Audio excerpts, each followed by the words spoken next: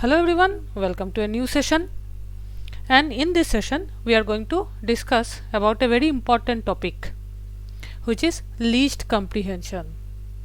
As you have already seen how list, set, dictionary, tuples are working, there is a concept called list comprehension, which is actually creating a list, creating a new list, you can say, from a list, but in a manner where you have to write only one line. In one line only you have to write some code with the help of which you can create a list, new list, with some conditions also. Okay, and to write this, obviously some syntax should be there, because you are creating a new list from some conditions. Obviously there will be some conditions. Yeah, see, it is written, a list comprehension consists of brackets containing the expression which is executed for each element along with the for loop to iterate over each element. That means the list bracket will be there. The bracket means this bracket, whatever list bracket you know, this bracket. Inside this bracket you have to write the expression, and you have to write also some loops or conditions or whatever, so that you can create a new list, because without condition no list can be created. Okay, this is the concept. I am showing you how to write down all these things. Now what is the advantage? The advantage is that more time efficient and space efficient than loops. It is much more obviously time and space efficient than loop. It is required fewer lines of code.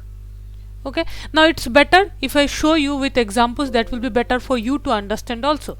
So come here, suppose first of all I am showing you a normal list example. Create a list from the letters of your name. This is my question, suppose.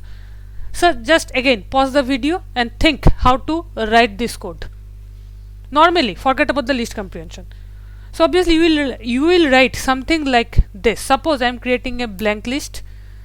This type of programs already you have done, but I am showing you the reason behind is there. Suppose this is normally you do, create a list from the letters of your name. Suppose my name is Moshita, I want to create a list with M-O-U-S-I-T-A, like that. So for this first of all I need a blank list, so created. Then suppose I am creating a string where I am putting my name, because I need to create a list with the letters of my name. Then I am iterating a loop, suppose for letter, or you can say anything, L. For L it is a loop variable in S, not L, to L should not be there, so make it letter. So actually what I am doing, I am taking letter from this string S is my name, and L dot append, suppose, and inside this I am putting this one. Done. Now if I print this L, it will give you something like this result. My question and answer is same. I want the letters inside a list from my name. It is there.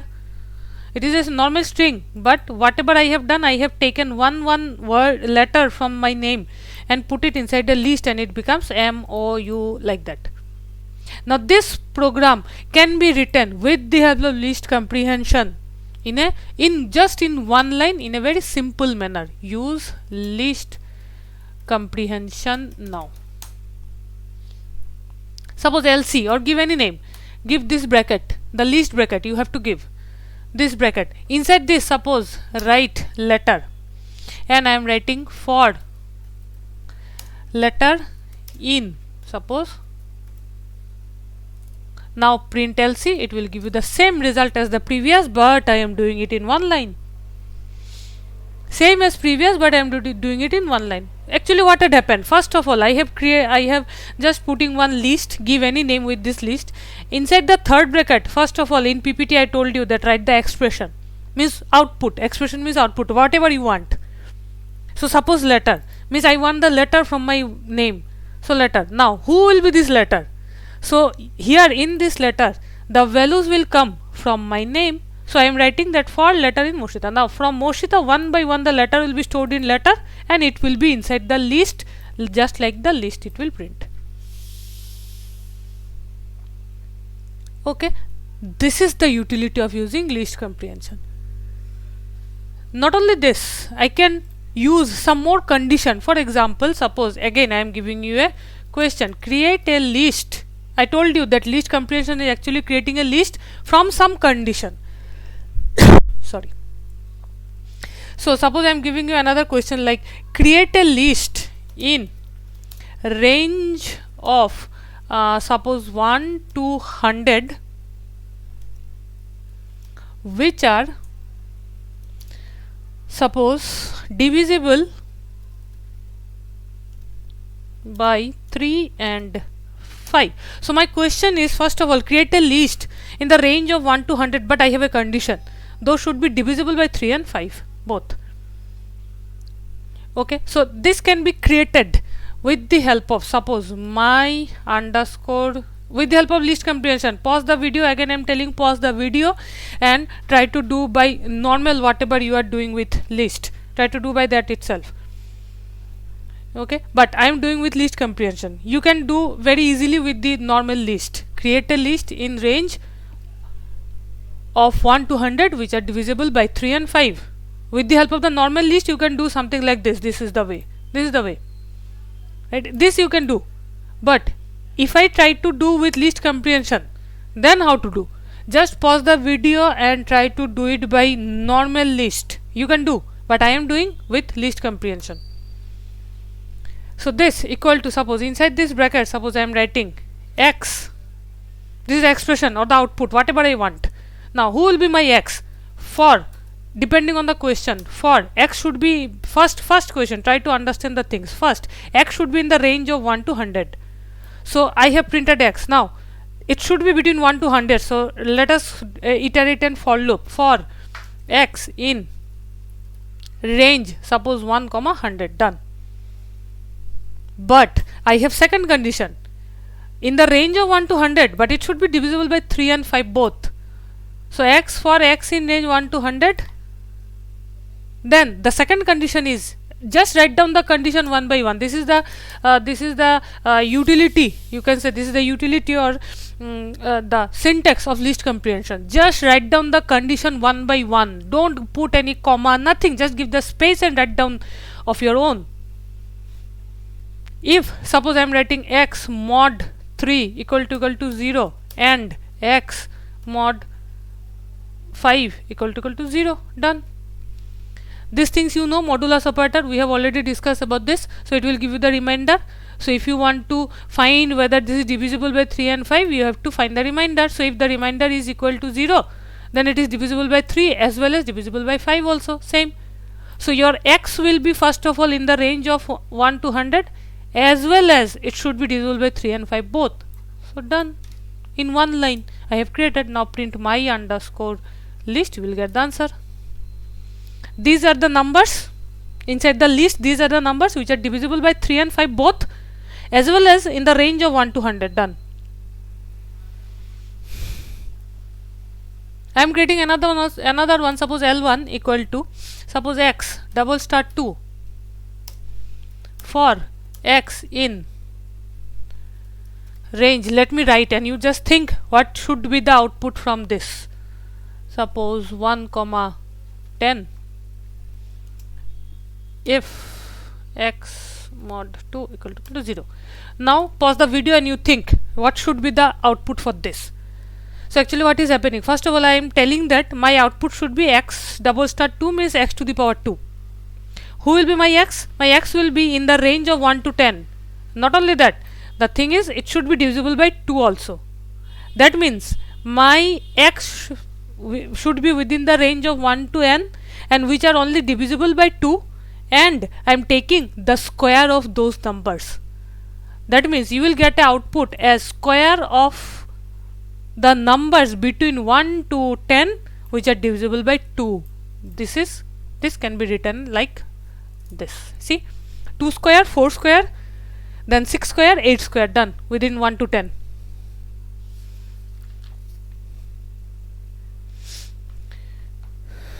Okay, so this is how you can write. I am showing you something more also without least comprehension. Suppose I am using a without least comprehension. Suppose I am writing a program. Just first of all try to see what I am writing, then try to understand what I am telling. For suppose x in suppose 20, 40, 60, for y in 2, 4, 6, then suppose L2 dot append x to y. Done. And I am printing suppose L2. Yeah, okay. So what is this program? Nothing, just I am written one program where my x will iterate through 20, 40, 60 and my y will iterate through 2, 4, 6, but y is the nested loop. That means with x 20 y will iterate 3 times, 2, 4 and 6, and I am using this multiplication x into y. That means 20 into 2 first appended into L2, then x will be 20 but it will iterate 3 times, so 20 into 4. This is the way how the nested loop is working. The inner loop first working, then it will go to the outer loop. So first time whenever x will be 20, y will iterate 3 times.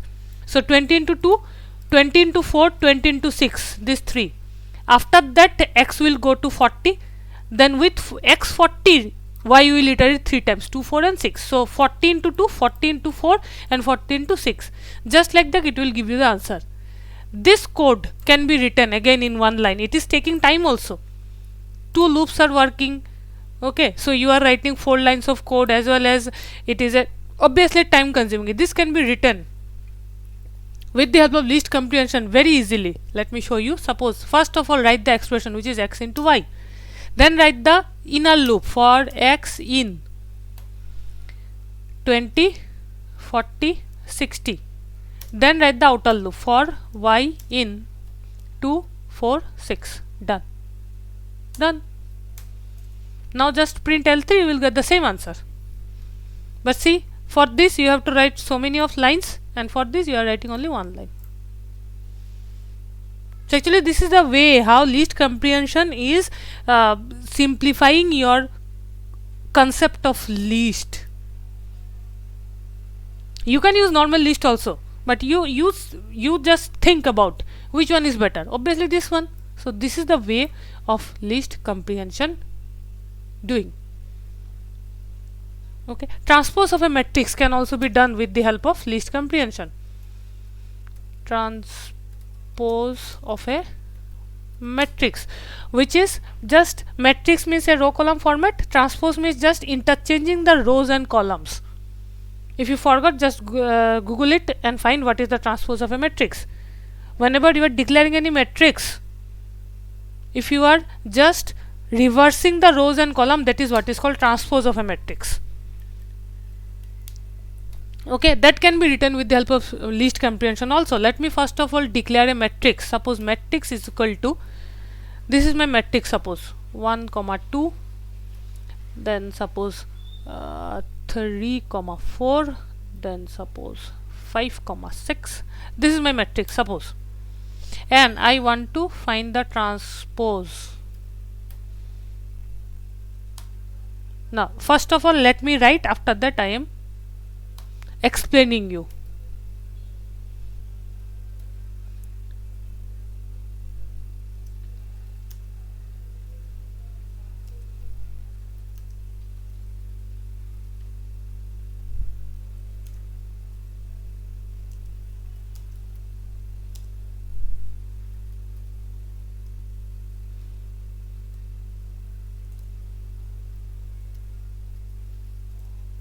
Yeah, first of all this is the matrix, means this is the first row 1, 2, this is the second row, this is the third row. That means there is 3 row and 2 columns, because inside the first row 2 values are there.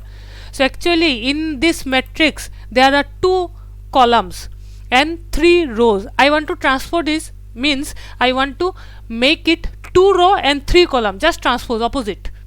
Row will become column and column will become row.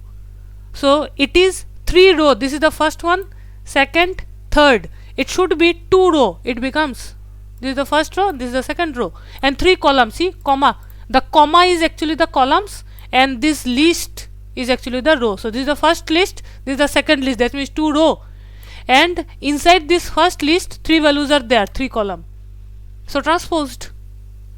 But first of all, whenever you declare matrix, it is a 3 row 2 column side. Just write down 3 rows and 2 columns, and it becomes 3 columns 2 rows, transpose. This is the transpose. Okay, now how I have written? Now first of all, as there are 2 columns, so this for loop is actually iterating for column number, whatever, 2 column, 5 column, 10 column, whatever will be the number. So for I in range 2, that means this for loop will iterate over the column. Now what it is doing, suppose and inside this another list has been written, and inside this I have written row of I for row in matrix. That means what is actually, how it is actually running. Let's just try to understand. Suppose for row in matrix, that means this is the matrix. From this matrix, it is first row, it is it is calculating, means it is fetching, it will store here. Now for this row, this is the first row, this is this list, first index, row means the index, first index. So this is the first index of the outer list, this is the first index, which is 1 2 both the value. Now this both the values are fetching in row.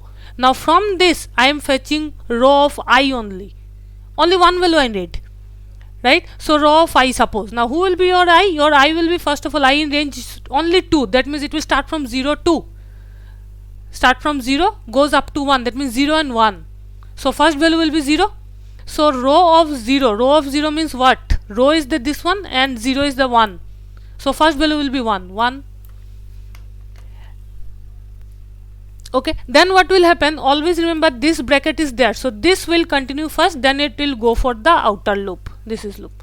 So first it will continue, that means it will go for the next row means this one.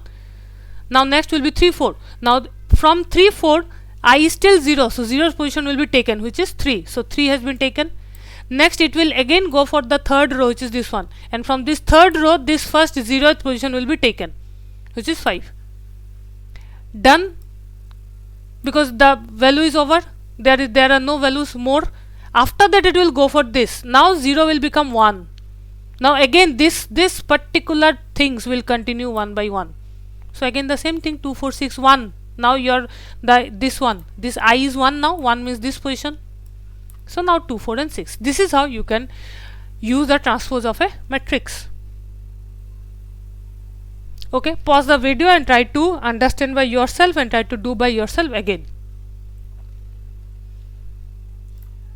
Okay, just in the same way you can do the dictionary comprehension also. Dictionary comprehension. For example, suppose my same concept will be same, only the thing is that you know that in dictionary there are key value pair. So whenever you are writing the comprehension also, you have to write the key value pair. That is the difference, otherwise same. To create a list from some condition is the list comprehension, same. To create a new dictionary from some condition is the dictionary comprehension, same. The way of writing is also same. Suppose let me write, suppose x colon dictionary, colon will be there, key value. So x colon, suppose x into 2, that means x is the key, colon x into 2 will be the value. Yeah, not 2, double star, power. So this will be your key and this will be your value. Now next is who will be your x. So now write down x for x in, suppose I am writing, suppose 1 2 3 4, you can write anything. Now if I print this my dict, you can understood what will be the answer. Your keys will be 1 2 3 4 normal, but your values will be 1 square, then 2 square, then 3 square, then 4 square, like that. Okay, this is the way you can use the dictionary comprehension. Another, let me write another one. Second one, let me write, suppose d equal to, just try to understand what I am doing. Suppose x dot upper colon x double star 3 for x in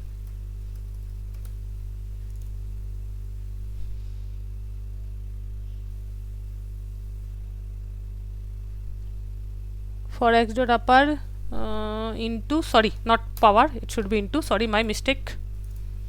Yeah, done. D. Now what has happened, let me show you.